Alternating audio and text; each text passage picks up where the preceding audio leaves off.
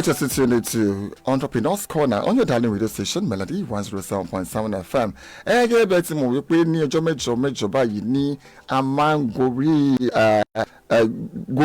àtẹ àyùbá àdékáyé sọ́wọ́ la máa ń gorí àtẹ lórí la máa ń wà lójú ọpọ́n bẹ́ẹ̀ ni ní ìkànnì wa ní Melody 107.7 FM níbi tá a ti ń dàbí ẹdun tá a ti ń rọ̀ bí òwe ojú tiwa kì í ṣàmọ̀fólókò tí abalẹ̀gùn díẹ̀ sí nọ́mbà 6 yẹn ojúlé kẹfà ní òpópónà Akíntóyè ní ìyànàpájà níbi báyìí ni a wà ibi tá a wà báyìí àwa ní pẹ̀tẹ́sì àkọ́kọ́ tẹ̀ máa kọ́kàn ní òpópónà yẹn ní apá ọ̀tún ní Entrepreneurs Corner yẹn ní agbo àwọn oníṣẹ́ aládàáni tá a máa ń wá fún yín ní onímọ̀nà wà ní ọjọ́ ìṣẹ́gun níjọ́ Tuesday láti aago 1 sí aago 2 níbi tí a ti máa ń mú àwọn ìdánilẹ́kọ̀ọ́ wá fún yín lórí bí okòwò yìí ṣe lè gbèrò sí bí ó ṣe lè gbèrú sí tí a tún máa ń mú àwọn èèyàn tó yẹ pé wọ́n ti jẹ̀sẹ̀ bì tó yẹ pé wọ́n lẹ́nu lọ́rọ̀ lórí iṣẹ́ tí wọ́n yàn láàyò tó yẹ pé wọ́n máa fún wa ìdánilẹ́kọ̀ọ́ lórí ìrírí wọn lórí iṣẹ́ yẹn bí ìgbà tó ń bẹ̀rẹ̀ àwọn ìpèníjà tí wọ́n ní lórí ẹ̀ báwo ni wọ́n ṣe dojúkọ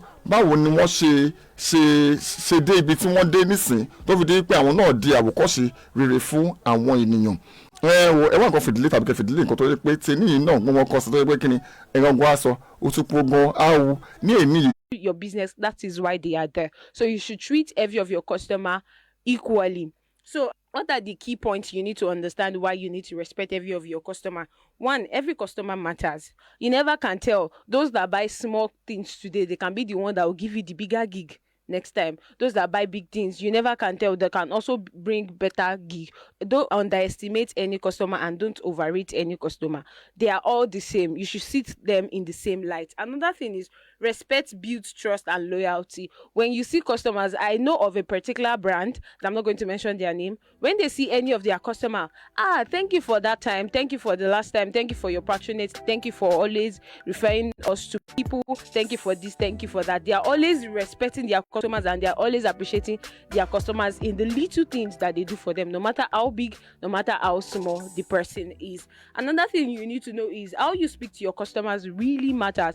I know that they say respect is reciprocal, right? And customers are always right. I know some customers can be to the extreme at times, but really the way you speak to them would command the way they will respond to you too. You need to understand that aside the fact that they are your customers, we all are human beings, so you should treat them with respect and speak to them politely, speak to them with respect. Another thing is listen to them and show respect.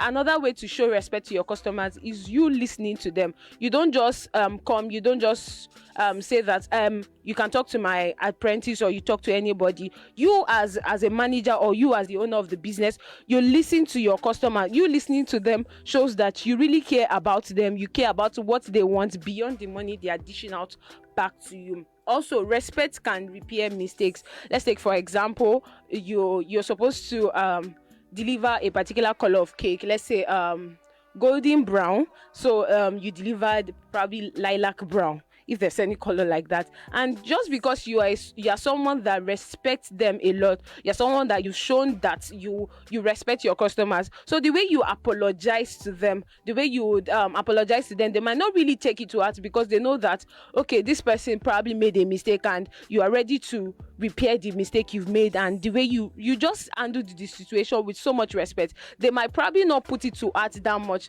than you just coming to them and saying, I'm sorry, I'll fix it, this and that and that. And they know you to be someone that constantly disrespects them. They might escalate the matter more than what it is. Another thing you need to know is greet customers politely and respond to them calmly and professionally. When you greet your customers politely, you respond to them, not that when you respond to them politely and professionally, it does not mean that you're trying to lose respect as a business owner. You're not trying to lose your respect. You're trying to show them that beyond the customer and seller and buyer relationship, they understand that you see beyond that and you respect it. Lastly, I want us to understand that you greet your customers politely, it will make you earn more respect. Even in turn, when you respect your customers and you greet them politely, it will earn you more respect in turn, and they'll be able to tell you, Olaferomi's business, if there is anything she stands out for greeting our customers politely, attending to our customers politely, attending to our customers with respect. I mean, you attending to your customers and you telling them, okay, I've seen the transfer, this is what you want, this is what you need, and this is you delivering your the particular thing they ask you to deliver on time, means you respecting your customers. Basically, you respect their money, you respect their time. It goes beyond you just greeting. It goes a long way in sense that you respect them in their time, in their money, in everything they do. Even them coming to show up for you in your business, it means you respecting them by you in turn appreciating whatever thing they are doing for you. So the power of respect for customers can never be underrated, cannot be overemphasized. So today, even as we go in our day-to-day activities, I want us to remember that respect is reciprocal and you should always respect your customers. And that will be all on today's episode of The Charge on Entrepreneurs Corner. My name is Oluwaferomi Oladipo. Thank you very much. All right, Oluwaferomi, I mean, that was some nice nuggets over there. Now we are talking about sportswear sewing. Yes, you heard me right. Sportswear sewing as a business. And we have somebody in the studio, our guest, who is already sitting in the studio to encourage. I will encourage you to sit tight. Fasten your seat belt. Call your friends, neighbors, colleagues, family members if they are around you, because I have no doubt that you will enjoy today's edition of the show. Well, while you are doing that, let me just give you this one from Victor A.D., who is saying, waiting again. I love this kids a bit. Bros, if you know love, what you get? It's Victor Eddie, na na na, yeah. Pray for grace, my G. I say pray for grace. Oluwa ma gbagbe mi, I want all this money. I want to take the same step where I take last year when I work for me. Oh, Lord, as I dey grind, I dey hustle, bless me with this money. Make you run out for me. If you don't make money, waiting we go. Waiting we go. If you don't mind the best, waiting we go. Waiting we go. If you don't get money, waiting we go. Waiting we go. If you don't make money, waiting we go. All right, that was written again by Victor A.D., reminding us to reevaluate our steps. This is a new year that has been set to us, and let us make adjustments where necessary. It's still Entrepreneurs Corner on your dialing radio station, Melody 107.7 FM, and it's MOI right here. Adedayo Ogundele, a fashion designer that specializes in sportswear as well as the printing on them. A skill he has mastered for almost 20 years.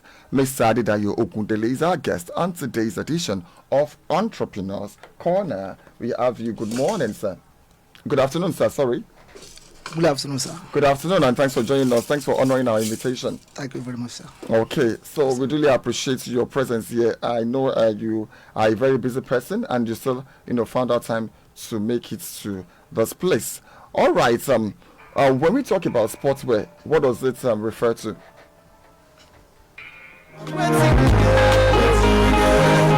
year I want to buy motor. This year I want to buy house. This year I pray make Oluwa no pass me by, cause I pray for grace, my G.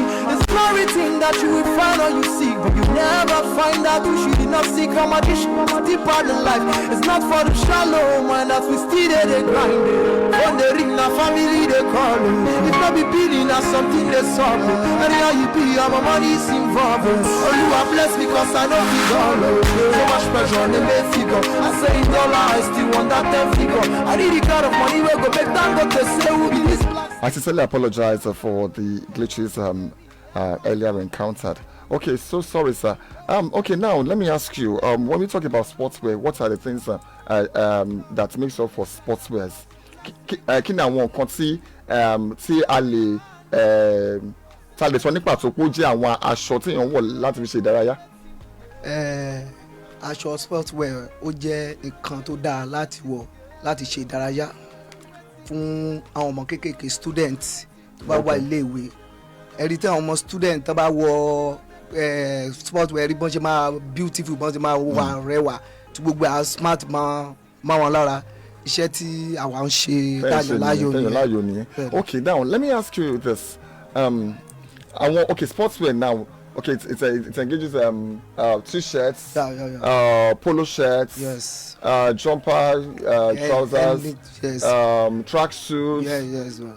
sweatshirts, Yes. and so on and so forth. Okay, so in terms of lẹ́yìn àtẹ̀kọ́ ni pé okay pé àwọn aṣọ tí wọ́n lè wọ̀ ṣeré ìdárayá irú àwọn àwọn ọmọ yín irú àwọn ọgbẹ́ wọ̀nyẹn àwọn iṣẹ́ táwọn yàn láàyò nìyẹn. So he engages in the sportswear sewing. Okay, so now let me ask you, of all vocations, why did you, what attracted you into sportswear? Nínú gbogbo iṣẹ́ ọwọ́ tó wà nílẹ̀ kí ló jẹ́ pé irú yẹn ló lẹ́yàn láàyò?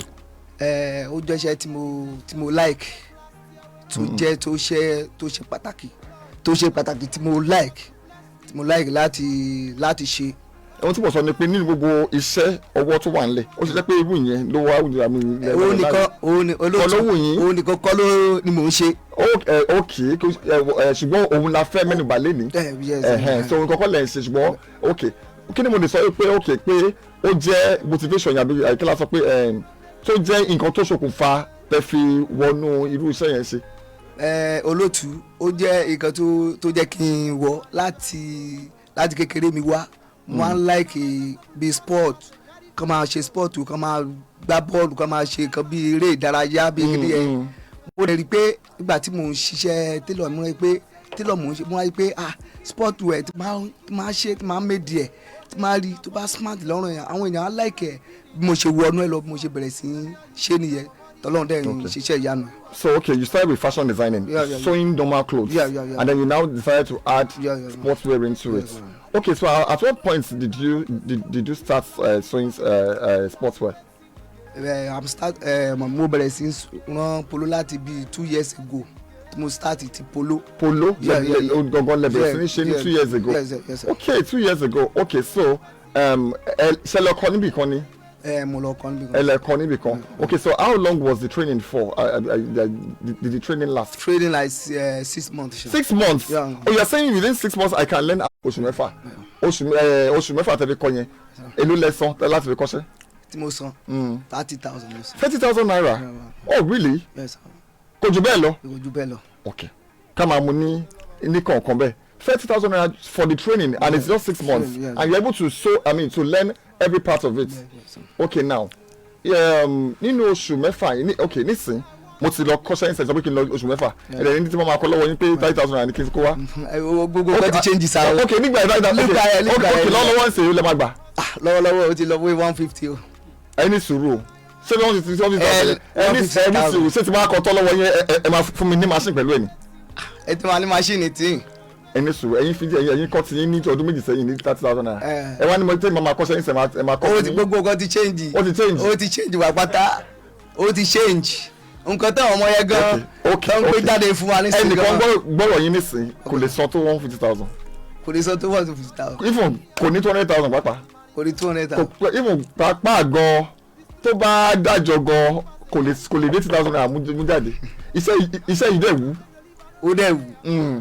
Tó bá ti ní. tó bá yẹ pé 50,000 naira ní kò ní. tó bá ti ní lọ́kàn pé òun fẹ́ mọ̀ kó máa bọ̀. ok ṣé bí ẹ̀yin ṣe wà yín nísìnyí tẹ̀yin lè gba 50,000 naira lọ́wọ́ mi láti kọ́ báyìí. ṣé ẹ̀yin. èmi kọ́ mo sọ o mo ń fura mi sípò ẹni tó fẹ́ wá kọ́ nsìn tí ò ní tó yẹ yẹn. mo lè gbà. ẹ lè gba 50,000 naira. ṣé wọ́n dáwọn rí àwọn akẹgbẹ́ yín náà bẹ́ẹ̀ tó yẹ pé wọ́n lè gbà tó gba ẹ̀ tí wọ́n nígbà jù yẹn lọ. wọ́n lè ẹni tó bá láàánú. ṣùgbọ́n ok paríparí ẹ̀ bí èlò ni wọ́n lè fi kọ́. àṣìbẹ́ ṣe sọ́ọ̀sì pé ẹ mọ̀ pé kí ọwọ́ ò dọ́gba olùkálukú ló mọ bí apẹ ìṣòro ọ̀rọ̀ tó kì í sọ níwájú ọ̀gá o eyebele mo ní lọ́wọ́ o mi ò dé lágbára jù bẹ́ẹ̀ lọ tí ọ̀gá bá lè ṣe ó máa ṣe fún yan. ok kásá fi nílé ní méjì 50,000 naira ní àfikún ok yẹn bẹ́ẹ̀ nísìnyí mo á fẹ́ bẹ̀rẹ̀ okòwò yìí nísìnyí bí àwọn kan wo ok nígbà tí ẹ bẹ̀rẹ̀ mo mọ̀ pé ẹ ti ní sewing machine tó rí bẹ́ẹ̀ tí wọ́n sọ sílẹ̀ so kò sí pé ẹ̀ṣẹ̀ ń ra nǹkan míì pẹ̀lú ẹ̀ fẹ́yìn tó ẹ̀ṣẹ̀ fẹ́ bẹ̀rẹ̀ tó tẹ̀ kọ́ sẹ́yìn tó ti ju 50,000 naira tó fi kọ́ iṣẹ́ yẹn tó wá fẹ́ bẹ̀rẹ̀ sí ní kọ́ kí ni àwọn nǹkan tó máa ní àlàkalẹ̀ láti fi bẹ̀rẹ̀. Yes, what are the basic requirements, the basic equipment and tools that I need to have in place to start this business? Lákọ̀ọ́kọ́ ó gbọ́dọ̀ ní machine. Irú machine wo? Straw sew machine. straight sewing machine Yeah, yeah. ṣé manual ni àbí industrial? No, industrial. Industrial ni? Yeah, straight. ẹ gbà wá o industrial. Industrial. ok bí èlò nìyẹn máa tó báyìí. Ó ti ń lọ sí bí 350 now. It go to 400 ṣá. Tuntun yeah. 350,000. Yeah. ok ẹ̀yin tẹ́ mo máa sì gan ẹ máa bá mi ṣíwèé ní kankan ó yá 350,000. Yes, sir. ok lẹ́yìn yẹn kọ́. And whipping machine. Yeah. ok fún àǹfààní àwọn tó mọ̀ kó tó yẹ whipping machine kẹ́ ẹ sọ fún wa iṣẹ́ tí ń ṣe. Òun náà fi whip etí ẹ̀. etí ẹ̀ tí ò ní fi máa yọ òwú. béèrè lọ́ntà yẹn. yẹ lọ sí bí 450 ṣá. 450 ìyẹn tí wọ́n ju industrial machine lọ. ó wọ́n. ẹni sọ̀rọ̀ ṣé industrial whipping machine. Yeah, the first one industrial straight throw. whipping yẹn náà industrial náà ẹni sọ̀rọ̀ kábà pé mi ò tí ì lówó àti ra àti industrial yẹn ṣé mi ò lè bẹ̀rẹ̀ pẹ̀lú.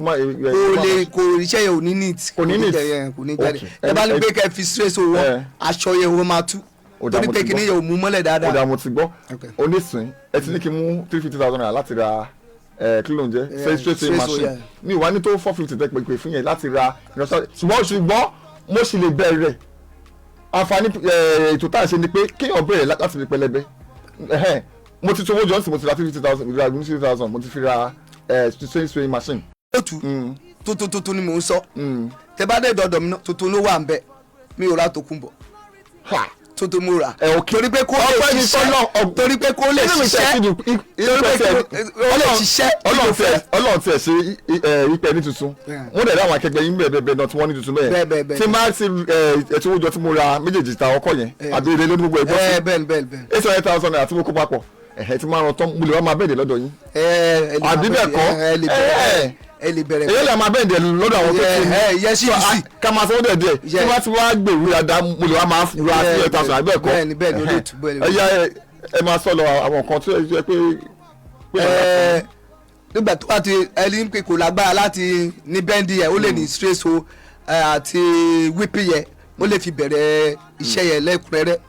Okay. All right, you're still tuned into your Darling radio station, Melody 107.7 FM. And from the studio here is 1:30 p.m. And I've been engaging our specialist in sportswear sewing. He actually started off with fashion designing, sewing all manner of clothes. And at some point he said that because he has interest in sports and he likes the way, you know, how befitting those clothes used to look on the people who wear it, schools and all that. School children and you know and some other people like that he had to now venture into sportswear sewing, and he's been telling us how much you need, you know, to invest in doing this. I say it's something you can learn within 6 months, you know, and within 6 months you can see somebody to you know, to train you for 50,000, and because he has been sewing clothes before, it's made it easier for him to start sewing sportswear. Ohun tí wọ́n bá wá sọ láti ẹ̀kan mo rò pé ìfọkànbá wa lọ tó bá dẹ̀ jẹ́ pé ṣe gbèsè ìkànnì yìí ni Melody náà ń pè bí Melody 107.7 FM níbi tí a ti ń sọ̀rọ̀ lórí entrepreneurs corner kí dáa kẹ́ yẹn agbo àwọn oníṣẹ́ aládàáni tí àwọn tàdégbà lálejò ìyẹn Mr. Adédayọ̀ Ògúndélé wọ́n máa sọ̀rọ̀ lórí pé wọ́n rán aṣọ eré ìdárayá sportswear sewing ni wọ́n ń ṣe. Wọ́n dẹ̀ sọ pé torí pé àwọn tí wọ́n sọ tẹ́lẹ̀ olóṣèlú àwọn lọ́rùn láti lè kọ́ iṣẹ́ yẹn láàrin oṣù mẹ́fà. Wọ́n dẹ̀ ọmọ tó wájú ayáfárada pé ó lè kọ́ náà láàrin oṣù mẹ́fà. Wọ́n dẹ̀ máa bá wa sọ lórí àwọn kan nípele ní tó yẹ pé èèyàn láti bẹ̀rẹ̀ sí ní rán àwọn aṣọ yẹn. Wọ́n ti sọ̀rọ̀ nípa industrial sewing machine. Wọ́n ní kò ṣe má ní pé kí iṣẹ́ yẹn kó lè dán kó lè neat. Wọ́n dẹ̀ sọ̀rọ̀ nípa whipping machine. Wọ́n sọ pé òun náà fi kó inú ẹ̀ pé kí àwọn òwú yẹn kó wá kọ̀ọ̀kan máa yọ pé ó tẹ̀tún wáyé kó dán. Dẹ̀ wọ́n tẹ̀tún wá sọ̀rọ̀ lórí pé kíní kan bender. Wọ́n sọ pé yẹn sí 600,000 ní sọ pé èmi ò pé kábà pé èèyàn tí ì ní tó yẹn pé kíyàn bẹ̀ láti bí pẹlẹbẹ kó máa ti bẹ̀ mọ́lẹ̀ jẹ́ pé ó lè ṣì lọ máa ṣe sanwó ṣe ní ọ̀dọ̀ àwọn tó ní bẹ́ndà yẹn tó wọ́n dẹ̀ bá di pé okòwò ẹ̀ ti gbèrú dáadáa ó lè wá máa ra ìyẹn fún ẹ̀ kó máa lò. So ìyẹn ibi tí a bá ọ̀rọ̀ dé nìyẹn. A dẹ̀ tún wà lórí òpó ayélujára wa Facebook at Melody 107.7 FM. Ẹ lè fi àtẹ̀jíṣẹ́ yín síbẹ̀ tàbí àríwí sí yín síbẹ̀ tí wọ́n dẹ̀ pé ẹ ní àwọn ìbéèrè mi tẹ́fẹ́ bì lọ́wọ́ wọn náà ẹ lè kàn sí wa lórí 070 0704 8001077 lẹ́ẹ̀kan sí 0704 8001077 tàbí 0906-201-1077. Ibi tí ẹ bọ̀rọ̀ dé ni wípé ẹ sọ pé bending machine ṣé kò jù bẹ́ẹ̀ lọ. kò jù bẹ́ẹ̀ lọ. ní tí èèyàn máa ní láti fi bẹ̀rẹ̀ irú okòwò yẹn. ok nísìnyí ẹ ti sọ̀rọ̀ ṣọ́ọ̀pù so ṣé dandan ní ṣọ́ọ̀pù ni. no kò jẹ́ dandan ṣọ́ọ̀bù ìgbà tí o ti lágbára ó ṣe bẹ̀rẹ̀ tó bá kó lọ́gbà tán tó bá rí kinní yẹn ó lè bẹ̀rẹ̀ nínú ilé ẹ̀. nínú ilé ẹ̀ lóòótọ́ ó lè bẹ̀rẹ̀ ẹ̀sà. nínú yàrá ó lè bẹ̀rẹ̀ nínú yàrá ibikíbi ó lè bẹ̀rẹ̀ lè ó lè bẹ̀rẹ̀ ó lè gbé síwájú ìta kó tó kó máa bẹ̀rẹ̀ lọ tó bá yá tó bá ń rí tàdúrà bá gbà tí gbogbo ẹ̀ bá yẹ ó lè lè wá níṣẹ́ ṣọ́ọ̀bù nígbà tí o ti lówó láti ní ṣùgbọ́n o ti ní àwọn irinṣẹ́ yẹn láti bẹ̀rẹ̀ iṣẹ́. now nǹkan tó fẹ́ bèèrè lóbìnrin ni pé ṣé dandan ni kí n kọ́sẹ̀ yìí kékeré tó máa ṣe ni ṣé mi ò kàn lè ra ogun machine tẹ́tẹ́ dárúkọ yìí kí n lè gbà yàn sí kọ́ máa ṣe. kẹgbà yàn sí kẹ máa ṣe olótú ẹ gbọ́dọ̀ mọ̀ nípa nǹkan tẹ́ fẹ́ dowó lé ẹ gbọ́dọ̀ mọ̀ tẹ́ ẹ bá mọ̀ nípa ẹ̀ ọmọ àfojú rí. I'm No, I'm asking him that is it compulsory that I have to go through the skill training? That can't I just acquire to acquire all these machines he has mentioned and employ people to do the job for me? Is that telling me that it's risky to do that? That I have to know what I have to invest in, and that otherwise I might regret it. Is that what? Okay, so ọmọ àfojú wa rí lóòótọ́. ọmọ àfojú rí ṣùgbọ́n nígbà tí ẹ bá ti mọ̀ nípa ẹ̀ tẹ́ ti mọ̀ nípa pé elele bí lele tẹ́tí mọ̀ nípa ẹ̀. ọ̀nà máa fọdá lọ́bọ̀ fún mi. bẹ́ẹ̀ ni. ok ẹ yẹ kí wọ́n á béèrè nísìnyí pé báwo lè ṣe máa ń gbaṣẹ́ sí. ó dìbẹ́ndì bá ṣe gbé wá sà bọ́n máa ṣe gbéṣẹ́ wá. ẹyin ní sùúrù ẹyin ò kí wáṣẹ́ ọmọ àgbẹ̀ wá báyìí. ọmọ àgbẹ̀ fún wa ọmọ àgbẹ̀ wá ni. ok ẹyin ní sùúrù sọ pé ẹyin ṣe ẹ ti ránṣọ ṣe ó ti lé ní àtẹ̀gùn ti fẹ́ sí dáadáa tẹ́tí wà lẹ́nu iṣẹ́ yìí mo ṣẹ̀fẹ̀ mo ok èmi sì mo ṣẹ̀fẹ̀ bẹ̀rẹ̀ ẹnìkan gbọ́ mi láti lẹ́sìn ó ṣẹ̀fẹ̀ bẹ̀rẹ̀ nísìn à ń sọ pé ok ẹnìyàn lè ẹ̀yin àgbàdo máa sọ pé àsùnkàkà pé kò lè máa gba ọ̀fẹ́ nísìn ẹ sọ pé wọ́n gbọ́ abáyín ni kí ó tó di pé ilé ẹ̀ ṣe now mo fẹ́ bèrè kinní kan báwo ló ṣe pé sí ìyẹn irú iṣẹ́ yìí ṣó tó jókòó tì. ó ṣe jókòó tì bàbá ó ṣe jókòó tì o. ìwọ̀n tó ń tẹ́ kí n sọ pé ẹni pé jókòó sí òkè nísìn ẹ sọ pé àwọn school ṣe bí ò bá tí ì dìgbà tó fẹ́ ṣe inter sport wọn ní. kì í ṣe winter sport fún aṣọ wíwọ̀ lóòótọ́ bẹ́ẹ̀ ni olótú. ìyẹn sport wọn. ìyẹn fún aṣọ wíwọ̀. o tó máa ní ìṣòwò tẹ̀sí níbi láti ìdí àbí Friday ọgbọ́n tẹ̀ dá sí mi. bẹ́ẹ̀ ni dáadé. okay so schools they are your major clients. yes sir. so èèyàn á lọkọ̀ sí wọn kọ́ báyìí báyìí ni mo ṣe nísìn ok ẹ sọ pé ó ṣe é jókòó tì. ó ṣe é jókòó tì. now èmi tí mo ṣẹ̀fẹ̀ bẹ̀rẹ̀ iṣẹ́ yìí nísìn tó yẹ pé èrò dẹ̀ ti pọ̀ wọ́n ti pọ̀ sí àti mo ṣiṣẹ́ yìí. kò sí bọ́n ṣe pọ̀ olótú àìmárí ti ń ṣe. àmì o torí kò sí bọ́n ṣe pọ̀ torí gbà yín náà ti farajì pé láti fẹ́ kọ́ kínní tẹ̀lẹ̀ ti mọ dandan ni pé kẹ́ríṣẹ́ ṣe. ok nísìn ẹ̀yin nísìn ẹ ti ní kọ́sọ́mà tí abalábájá ó ti ní kọ́sọ́mà tí ìyá tẹ̀mẹ̀dọ̀ ó ti ní kọ́sọ́mà tí èmi ṣẹ̀ṣẹ̀ jílé mi sì fún fẹ́ bẹ̀rẹ̀. bẹ́ẹ̀ ṣe jílé yìí yẹn iṣẹ́ tẹ́ ẹ bá ṣe òun náà máa rí pé alágbájá wo ló ṣiṣẹ́ yìí ẹ jẹ́ ká wá kan. ok now èmi tí mo ṣe bẹ̀rẹ̀ nísìn tó yẹ pé ìrú dẹ̀ ti pọ̀ tó wà ń bẹ̀ ẹ̀dẹ̀ tó ti sọ fún wa pé àyè sì wà lókè fún ọgbà aláṣẹ wa ayé wà. now èmi tí mo ṣẹ̀ṣẹ̀ fẹ́ darapọ̀ mọ́ irú iṣẹ́ yìí báwo ni mo ṣe lè mú ìyàtọ̀ wá. ẹ mọ̀ bẹ́ẹ̀ ṣe ẹ mọ̀ pé àwọn tó ń kọ́ sí tí wọ́n tún yàtọ̀ sí bóyá ṣe tẹ́lẹ̀ wọ́n tún níhùn wọ́n tún bride wọ́n tún máa pàkẹ́ sínú lálẹ́ wọ́n tún pàkẹ́ sínú lálẹ́ wọ́n tún ṣàgbélárugẹ wọ́n tún pàkẹ́ sínú lálẹ́ ẹ bá tún rí gan-an lóyìnbó lẹ́tí kó gbogbo ilé wa. ó dà nísìn ẹ̀yin tẹ́ ti wà lẹ́nu iṣẹ́ yìí nísìn tó ẹ pàtẹ́gùn ti fẹ́ sí díẹ̀ nísìn báwo ni ẹ ṣe how do I put that now how do you keep yourself abreast of new trends ìyẹn ni pé báwo ni ẹ ṣe ń bá ìgbà mu báwo ni ẹ ṣe ń bá ìgbà mu pẹ̀lú àwọn style tí wọ́n ṣẹ̀ṣẹ̀ ń jáde nísìnyí báwo lẹ ṣe ń bá ìgbà mu tó yẹ pé tí wọ́n fún ní máa fọwọ́ rọ yín sẹ́yìn. ẹ mọ̀ pé olótú ojoojúmọ́ ni nǹkan tuntun tó ń jáde bó bá ṣe jáde ìwọ náà tún fojú sí ẹ mọ̀ pé ọlọ́run kan ti ṣe é sí gbogbo ẹ ti wà lórí gẹ́gẹ́ wọ́tẹ́ wà lóríṣiríṣi design á tún gbé fún ẹ tẹ bá bẹ̀rẹ̀ lọ́wọ́ mi sì tí máa dé skul kan tó máa gbọ́ ní design tí máa rí pé wọ́n wá wọn rí máa tẹ fóònù mi. gbogbo àgbẹ̀ síta gan. ẹni ọlọ́nìyàn. máa gbé síta gan wọ́n ní èwo lẹ fẹ́ ń bẹ̀ wọ́n dẹ̀ máa shoes Okay, so nísìn ṣé ẹ máa ń get àwọn referrals ni pé okay pé bóyá báwọn kan báyìí ṣe ti bá wọn ṣiṣẹ́ tẹ́lẹ̀ bóyá wọ́n tún fún yín lọ ẹlòmíì. bẹ́ẹ̀ o gan nǹkan tó dùn gan jù nìyẹn. tó dùn gan sọ. nǹkan tẹ ẹ mọ̀ pé nǹkan tẹ bá ṣe tẹ́wọ́n ti rí nǹkan tẹ ṣe pé alágbájá wo ló ṣe kínní ẹ jẹ́ kí n wá kàn èmi náà máa dọ́dọ̀ ẹ̀. Okay, now I just want to join this business, for instance, or somebody listening to me now who just wants to join this business. How do we identify original materials? It depends the materials that is sent to me.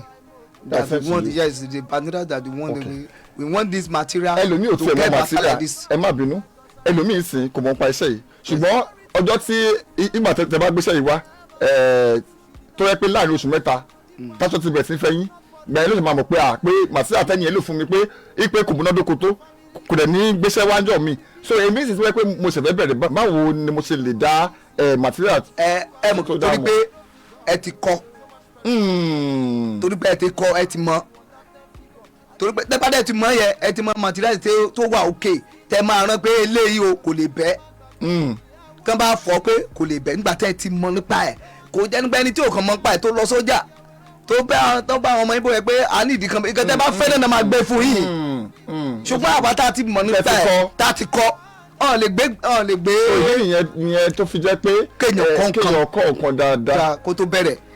nísìn what is your staff strength as in ẹ̀yin mélòó lẹ́jọ́ ní iṣẹ́ yìí nìkan náà. no èmi nìkan kọ́ àtó mẹ́ta ẹ mọ̀ pé iṣẹ́ yìí ò ṣe é dánú kan ṣe. kò ṣe é dánú kan ṣe. kò ṣe é dánú kan ṣe bẹ́ẹ̀ nìkan ṣe ń bend ẹnìkan ràn ẹnìkan máa join yẹ. okay so nísìn ṣe lè sọ nípa tó pé pẹ́yìn mélòó lẹ́jọ́ ń ṣe. ẹ mọ̀ pé iṣẹ́ tó bá pọ̀ ọ̀gá olóòtú iṣẹ́ tó bá pọ̀ ẹ lè dánú kan ṣe. okay ṣùgbọ́n eléyìí tí ò bá pọ̀ ẹ lè dánú kan ṣe kẹ́sì. tó ní nǹkan tó yẹ kí n máa sọ wá ni pé báwo lẹ ṣe mix up pẹ̀lú deadline. okay nísìnyí àwọn school A wọ́n wá o wọ́n fẹ́ gba sí wọn jọ Friday àwọn school B àwọn náà fẹ́ gba sí wọn jọ Saturday àwọn kan fẹ́ gba sí wọn náà níjọ kí o tó báwo lẹ ṣe bá mi. olóòtú àti fún wọn ní time tọ́lùkálùkù àgbà tiẹ̀ àdìgbé time gbélé bíi Friday ló fẹ́ gbà lọ́sẹ̀ ọ̀gá tíjà eléyìí ò lè rẹ́dí lọ́sẹ̀ yìí o ẹ jẹ́ kó di time gbélé bí o dẹ̀fẹ́ kó gbéṣẹ́ lọ bí abádébọ́lẹ̀ ni kò ẹ bá wà sórí tó bá dé pé kíni iṣẹ́ náà là ń ṣe lọ́wọ́ àti máa gé àti máa kí sọ́ọ̀sì àti gé àti wàlẹ̀ àti lè máa báṣẹ́ lọ́gán lórí ẹ̀ tó bá dé tó bá rí i pé iṣẹ́ ti lọ lórí ẹ̀ kò ní sọ kankan mọ́. okay but ṣe sọ sí you've made it so simple so rosy bẹ́ẹ̀ ni pé gbogbo ẹ̀ ṣe ló ṣe mọ̀rẹ́ gbogbo ẹ̀ dùn gbogbo ẹ̀ everything fine. So did you at any point face any challenges in this business and how did you surmount them? Àwọn ìpèníjà wo lẹ rí nínú okòwò yìí báwo lẹ dẹ̀ ṣe ojú kọ wọ́n. pẹ̀lú ìjà wà ń bẹ olótú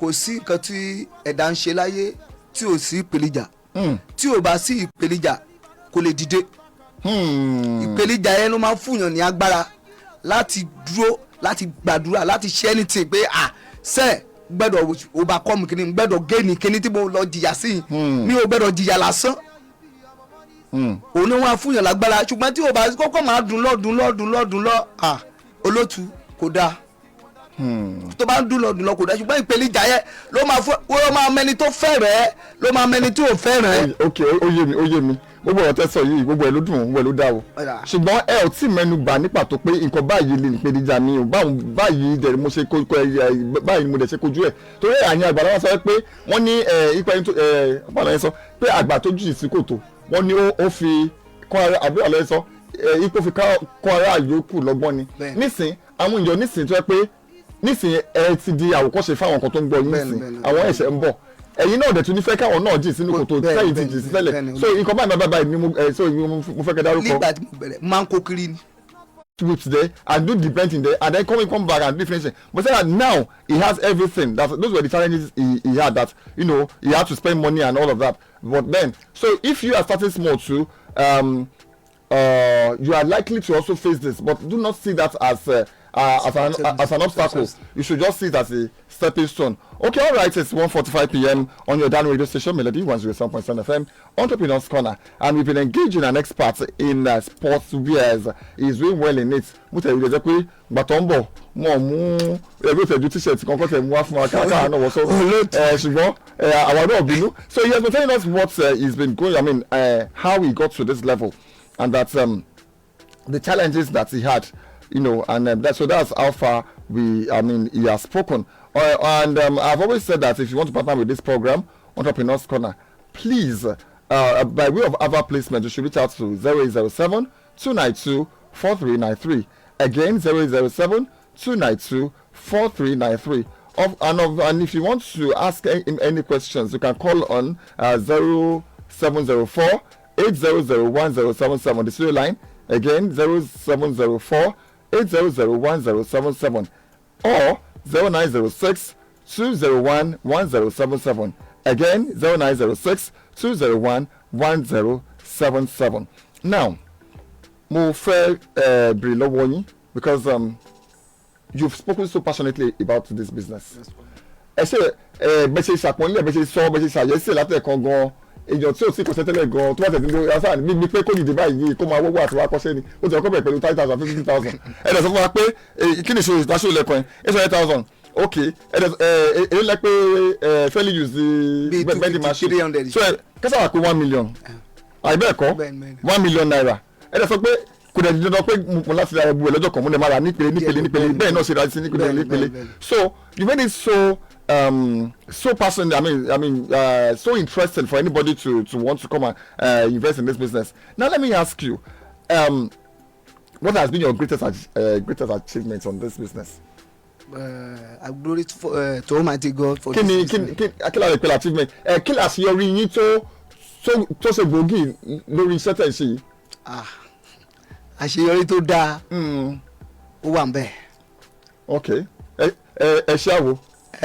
Olótú nígbà tí mo ti bẹ̀rẹ̀ kínní ìkan lọ wájú ìkan ẹ mọ̀ pé mo sọ pé mo ń ṣe kínní mo ń rán. ẹ ti rọ́ṣọ tẹ́lẹ̀. mo kúrò ń bẹ̀ mo bọ́ sí yẹ eléyìí tí wàá dùn ju eléyìí tí mò ń ṣe. eléyìí tí wàá sùtì ju eléyìí tí mò ń ṣe lọ. ní ọ̀nà wọ sí àwọ̀ ẹjọ́ wà ẹjọ́ Olótú wọ́n ní ohun gbogbo kan ní a máa ń gbé síta. Gbogbo ẹ̀kọ́ la ń gbé síta. Gbogbo ẹ̀kọ́ la máa ń sọ síta. Gbogbo ẹ̀kọ́ la máa ń sọ síta. Ẹ lè yiri ẹbí ẹ̀ fún wa. Ìdí ara ẹ má bínú. Mo mọ̀ pé orí ayẹ́fẹ́ lẹ wà kí ṣùgbọ́n náà lẹ lè máa sọ. Ó yé mi bẹ́ẹ̀. Ṣùgbọ́n wọ́n yẹ lómi ní sèé tí wọ́n pé bàbá àbíyá ẹ̀ tàbí ìyá ẹ̀ tí wọ́n ti ń sọ fún tẹ́lẹ̀ pé ó yá wá gbọ́. Sọ pé iṣẹ́ ta ní kó lọ kọ́ látijọ́ yìí nísìnyí. Òun ni wọ́n sọ yẹn. Ẹlòmíì bí wọ́n dàdúró níbi sẹ́yìn sí tí mọ̀ ọdún fẹ́ ṣe. Ẹlòmíì gan owó tó ń gbà lówó oṣù kó sáré bí kan máa parọ́ mọ́ ni. Ṣé ẹ mọ̀ pé àwọn tó ń ṣiṣẹ́ oṣù gan àwọn wá láti kọ́. ó ló là ń sọ yìí. kankan ni dání ó ló là ń sọ yìí. tán bá ti bi iṣẹ́ dé ń gbà mí kán máa ṣe lé. irun tí mo tẹ̀ sọ ni pé ẹlòmíì gan iṣẹ́ tó ń gbà lówó oṣù kókàn rí nìkan parọ́ mọ́ ni ibo ló lọ bí iṣẹ́ ṣùgbọ́n ọkùnrin nǹkan mú jáde láti bẹ̀ ẹlòmíì náà nísìnyí bóyá ṣe ń sọ yìí sí náà ló ti ń wọnú akínyẹmí ara ìpé òun náà fún wa kọ ṣùgbọ́n ẹni máa dára sí lọ́rùn tọrọ ìlà kọ́ wò ó fẹ́ wo kókè ẹni tó ń fẹ́ wò kọ́ ṣe kí lòun náà kí ló ti bá mú lórí okòwò yẹn òun náà láti máa ń bè lọ́wọ́ wọn tá bá ti pa àwọn èèyàn wáyé báyìí pé kí wọ́n sọ ọ̀rọ̀ nípa iṣẹ́ tí wọ́n yàn láàyò iṣẹ́ tí wọ́n ṣe pé kí dà sí orí wọn. Lákọ̀ọ́kọ́ mo dúpẹ́ fọlọ́run pẹ̀lú lórí iṣẹ́ ibi tó gbọ́mọ́ mi délé ni nípa iṣẹ́ náà ni tó gbé ọmọ mi délé ni nípa iṣẹ́ ni Olótú nǹkan tí èmi náà ti achieve lórí kíní nǹkan tó dáa ni tí ebi ò lè pààyàn tí ìyà ò lè jẹyàn mọ́ tí mo ti achieve tí ebi ò lè pa mí mọ́ tí ìyà ò lè jẹ mí mọ́ lórí iṣẹ́ tí mo ti achieve lórí iṣẹ́ téèyàn bá níṣẹ́ yẹn lọ́wọ́ Olótú ó dáa púpọ̀ tó bá kàwé tó bá níṣẹ́ lọ́wọ́ kò ní kó má níṣẹ́ ìwé òdìsọ pé kò ní má níṣẹ́ lọ́wọ́ tó bá ní lọ́wọ́ eléyà máa mú wá ò ní bẹ́ẹ̀ sọ lákọ̀ọ́kọ́ pé kọ́ṣẹ́ yìí ṣùgbọ́n ẹ fẹ́ dánlẹ̀ pé ẹ fẹ́ dánlẹ̀ ẹ lè dánlẹ̀ tẹ́ ti kọ́kọ́ lọ fún ẹ mọ̀ pé ó ti kọ́kọ́ wá ó ti fojú sí ó ti fi gbogbo ẹ̀ sí ó ní láti ó wà bá dálẹ̀ tó bá ti bí iṣẹ́ dé àáyá bẹ̀ bẹ́ẹ̀ni àwo bí ká jẹ́bi tó dé ọ́fíìsì mi jẹ́bi tó wo bí tó tí mo sọ pé ẹnìkan ní straight o ẹnìkan ní dìbẹ tó ń bá rí i pé eléyìí ní ìdíkíní ó dẹ̀ nákìtì yẹn tó wọ́n pé ok bí oṣooṣù ló fẹ́ máa sanwó ni o bí ọ̀sọ̀ọ̀sẹ̀ ni á tún jẹ́ kó lọ síwájú sí. tó bẹ̀rẹ̀ lomi ẹ mọ̀ pé oníṣẹ́ ọwọ́ mi ó gun ọ̀kadà. bẹ́ẹ̀ni. tó níṣẹ́ ọwọ́ tó dẹ̀ níṣẹ́ ọwọ́ tó dáa ṣùgbọ́n kò tí ì rí irinṣẹ́ yẹn tàbí ṣiṣẹ́. All right.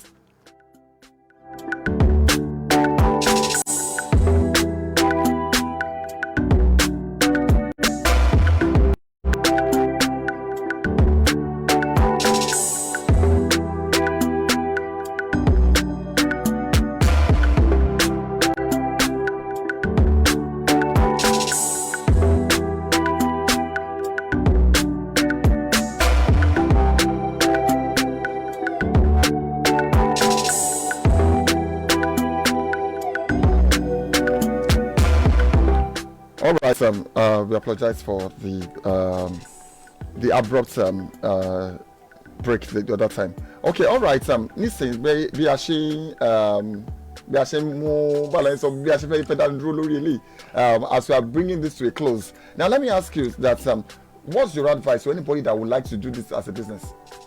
It's an advisement to people that want to do the business. Fáwọn tó wá máa ṣe wẹ́lẹ̀ kébà àgbà wọn nímọ̀ràn.